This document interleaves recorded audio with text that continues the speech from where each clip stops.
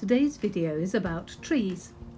We have many trees in the garden, but we're also fortunate in that our neighbours have trees, and there are trees in the ground behind us. So when we look out of the window, all we can see, stretching to the distance, are trees silhouetted against the sky.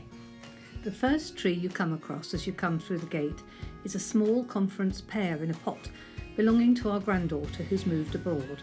A little further up the garden is a sorbus called Pink Pagoda. It's very small, very young, but it has beautiful pink berries. Then we come across a laburnum hanging over the path. It is beautiful at the moment, covered in beautiful yellow blossom, but it doesn't belong to us.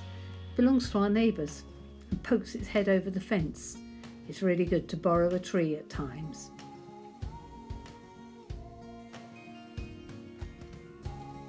As you walk up the garden, you notice pink blossom which stands out against the green of the tree behind it.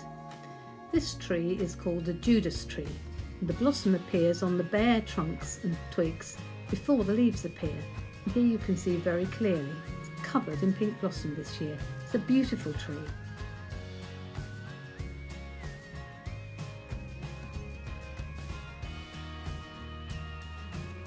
Just beyond the Judas tree is a spreading oak. It's not usual to find an oak tree in your back garden. This one arrived home from guide camp in a yoghurt pot many years ago. The girl has moved on, but the oak tree has remained. It does provide welcome shade in these warmer summers. Moving up the garden is a small apple tree growing over an arch. This was also left behind by a granddaughter who moved abroad. At the very top of the garden are two huge old Bramley apple trees. Some of the branches are now propped up as they're becoming very old and possibly dangerous. But between them is planted a new Acer called October Gold, and true to its name, it has beautiful colour in the autumn. We hope this tree will grow up and fill the space that will be left when the old Bramleys finally have to be cut down.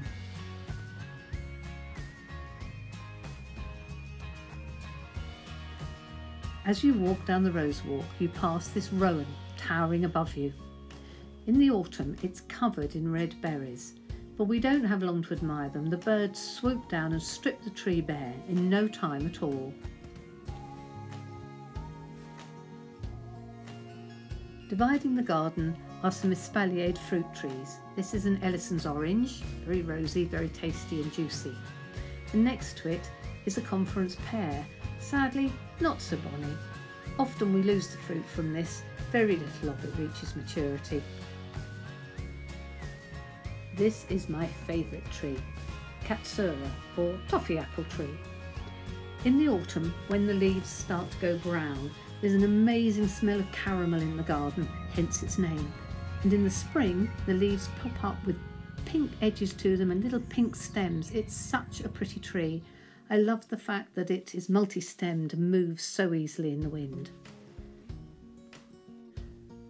As so many of the original trees in the garden are now very old, we have started on a programme of replacement, and this tree was planted a few years ago. It's a silver birch.